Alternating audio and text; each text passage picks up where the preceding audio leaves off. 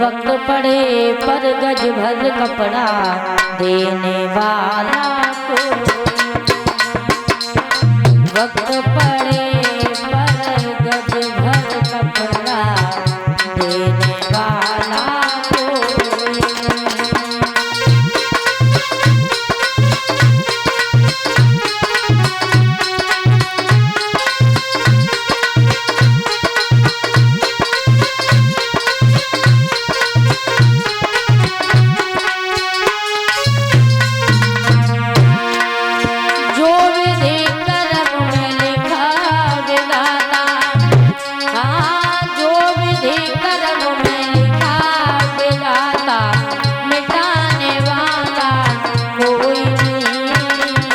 वक्त पड़े पर गज भर कपड़ा देने वाला कोई।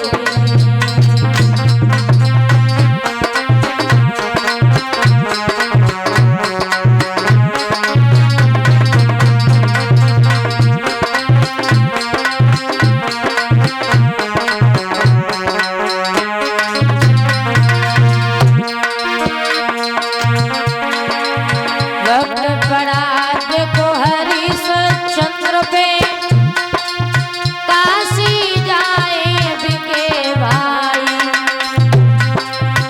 रोहिदास को 10 सरपने रोती थी उसकी माँ।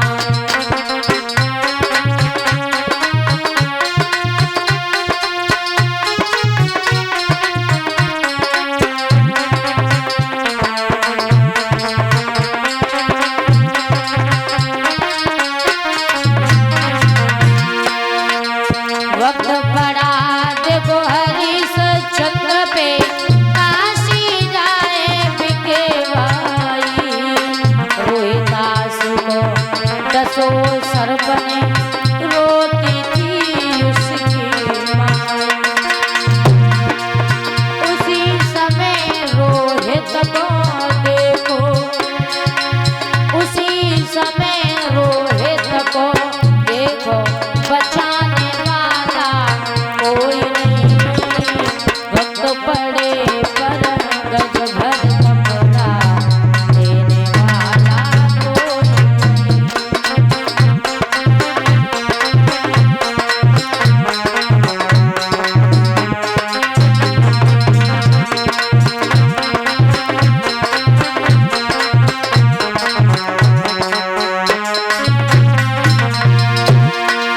जो विधि कर्म में लिखा विधाता, जो विधि कर्म में लिखा विधाता, मिटाने वाला कोई नहीं। वक्त पड़े पर गज भर कपड़ा देने वाला कोई नहीं।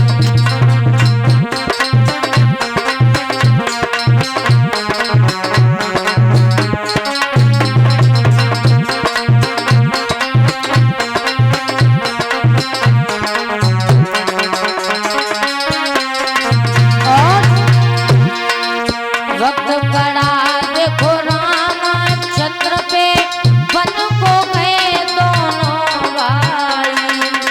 राम गए और लखन गए थे, साथ गई सीता माई।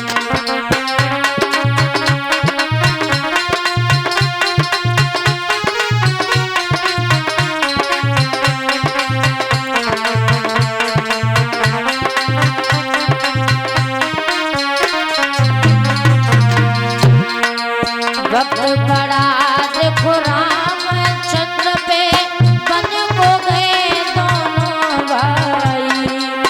राम गए और लखन गए थे, साथ गई सीता माई। वन में हरण हुआ मैया का, वन में हरण हुआ मैया का, बचाने वाला कोई नहीं। वक्त पड़े पर गज भर कपड़ा देने वाला कोई नहीं। वक्त पड़े पर गज भर कपड़ा देने वाला कोई नहीं।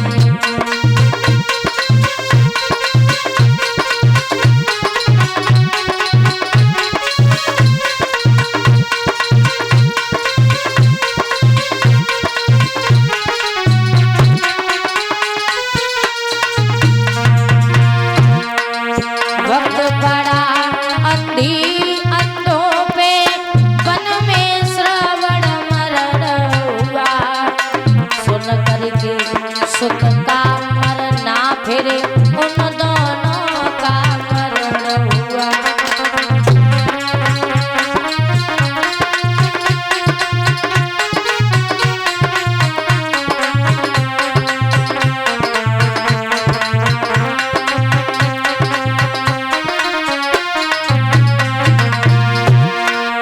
वक्त बड़ा अंधी अंधों पे वन में श्रवण मरण हुआ। सुन करके सुत का मरना फिरे उन दोनों का मरण हुआ। उसी श्राप से दशरथ मर गए, उसी श्राप से दशरथ मर गए। जलाने वाला कोई नहीं, वक्त पड़े पर गज भर कपड़ा देने वाला कोई नहीं।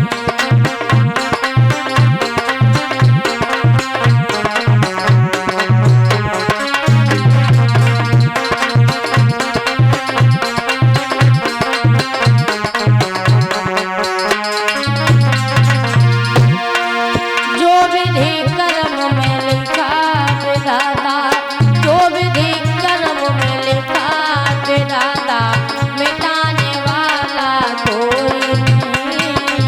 वक्त पड़े पर गज भर कपड़ा देने वाला कोई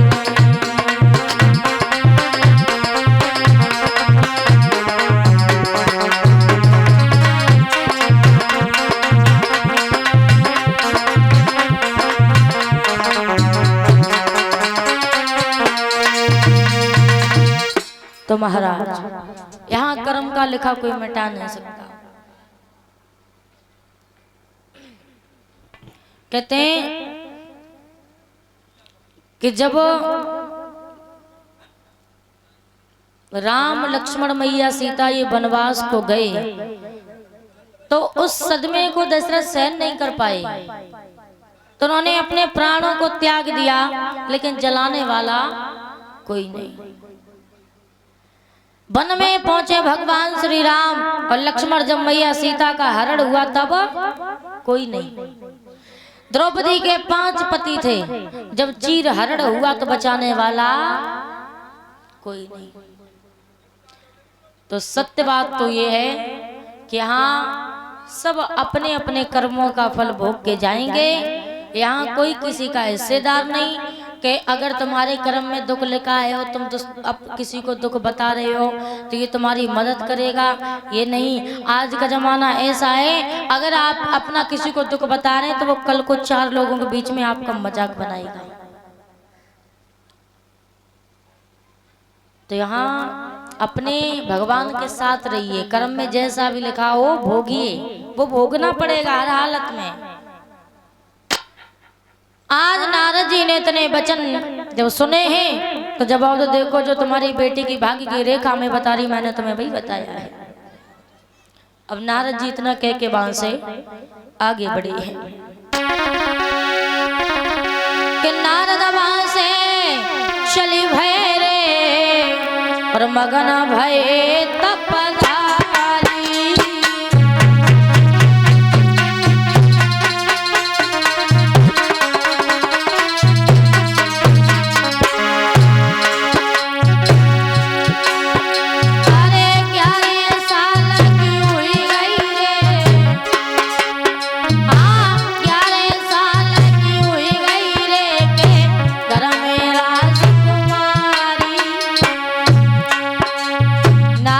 इतना कहने के बाद वहां से चले जाते हैं।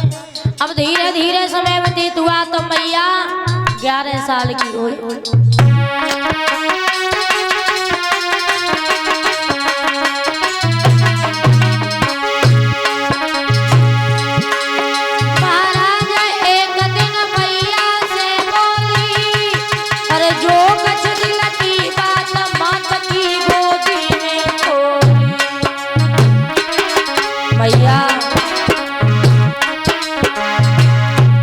मैया घर में ननी को लगे घोर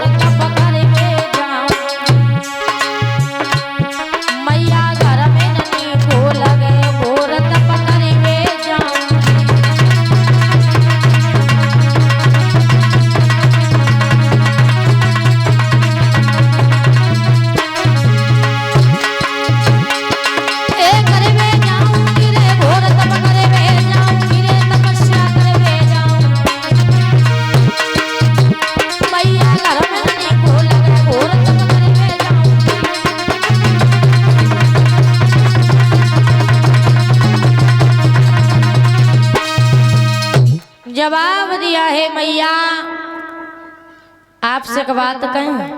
बोले कहो कि मैया अब इस घर में मुझे अच्छा नहीं लगता है, अब हम वन में तपस्या करने के लिए जाएंगे। मैया ने जवाब दो बिटिया का पागल हो गई, कैसी बातें कर रही हो? अरे तुम्हारे अलावा हमारा इस दुनिया में कोई नहीं है और तुम पागल हो गई, इतना सुंदर शरीर वन में तपस्या करोगी, मैं तुम्हें नहीं जाने दूंगी। मैया गिरजा ने जवाब दो मैया आप चाहे कुछ भी कहो लेकिन हम तपस्या करने जरूर जाएंगे। अब भैया तपस्या करना तो उसके भाग्य में लिखा है, तो आप उसे कितना भी समझाओ। आज मैया मैना जो थी वहां से आगे बढ़ी, ये सारी बात महाराज हेमांचल को बताई। तो महाराज हेमांचल ने जवाब दो भद्रे अगर हमारी बेटी के भाग में तपस्या करना लिखा तो उसे मत रोको, उसे जाने दो, क्योंकि नारद जी ने भी यही कहा था कि बनवर में तपस्या करेगी, तो इसे मत रोको, इसे जाने दो। तुम ये समझना कि हमारे घर में किसी बिटिया ने जन्म नहीं लिया है। सुनो महाराज हेमांचल ने जवाब दो रानी अरे तवा हेमांचल कही और करो कर ले अपनो ही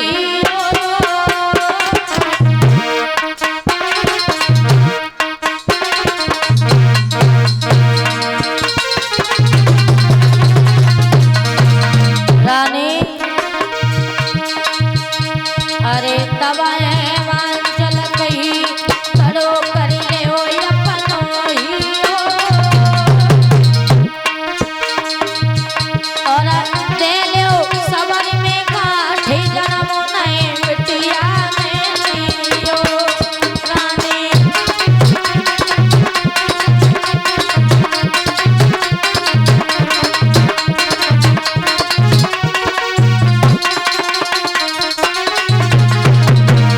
रानी तुम ये समझना हमारे घर में किसी बिटिया ने जन्म ही नहीं लिया।